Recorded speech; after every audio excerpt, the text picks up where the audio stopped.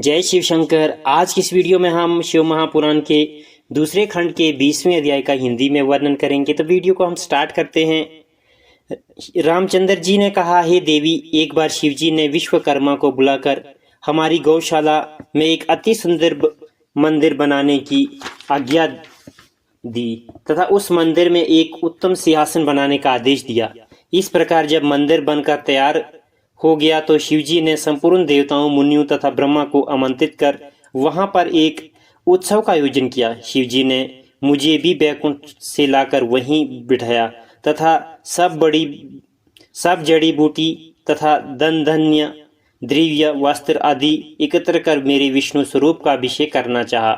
मेरे सिर पर एक बड़ा ऊंचा छत्र रखकर तथा मुझे सिंहासन पर बिठाकर उत्तम वस्त्र पहनाई और रत्न जड़ित मुकुट मेरे सिर पर बंधवाया। इसके पश्चात लक्ष्मी जी सहित मेरा अभिषेक किया। उस समय आपने भी लक्ष्मी का बहुत आदर किया। देव नारियां गान करने लगी, अनेक प्रकार के बाजे बजने लगे। तब शिव जी ने अपने कमल रूपी मुख से ऐश्वर्य से पूर्ण वचन कहे। फिर उन्होंने मुझे संपूर्ण सृष्टि का स्वामी बना दिया, अनेक आशीर्वाद दिए तथा स्वयं मेरी स्तुति की। फिर ब्रह्मा से कहा कि तुम भी इसको प्रणाम करके इनकी बड़ाई करो तथा समझो कि आज से विष्णु तुम सबके स्वामी हुए। वे सबको आनंद प्रदान करेंगे तथा तुम सबकी इच्छाओं की पूर्ति करेंगे। शिवजी का यह आदेश सुनकर सबों ने मुझे प्रणाम किया। चारों ओर से जय जयकार शब्द गूंजने लगा। फिर शिवजी ने मुझे वरदान दिया, हे विष्णु, तुम सबके स्वामी होकर सबके कष्टों को दूर करो। तुम्हारी तीनों लोग पूजा करेंगे। धर्म, काम तथा मोक्ष देने वाले होकर बड़े विजय वीर बनोगे।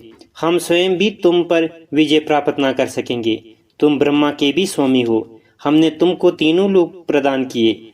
अब तुम अवतार लेकर तीनों लोकों का पालन करो। हम तुम्हारे भक्तों को आनंद दिया करेंगे तथा उनको मुक्त करेंगे। साथ ही तुम्हारे शत्रुओं का वध कर हर प्रकार से तुम्हारी सहायता किया करेंगे। ब्रह्मा हमारी दाहिनी तथा तुम बाईं भुजा हो।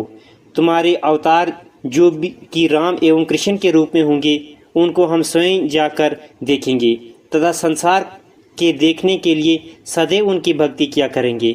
हे माता, तब से वहाँ शिव जी निवास करते हैं। मैं भी वहीं स्थित रहता हूँ। शिवलोक में ही विष्णुलोक है, जिसको गोलोक भी कहते हैं। मैं शिव के आदेश अनुसार ही अवतार लेता हूँ। मेरी मत से आदि अनेक अवतार हो चुके हैं। मैंने उन्हीं अवतारों से संसारी कार्य पूर्ण किए हैं। हे देवी, इस समय मेरे अवतार 4 रूपों में हुआ है, राम, भरत, लक्ष्मण तथा शत्रुघ्न।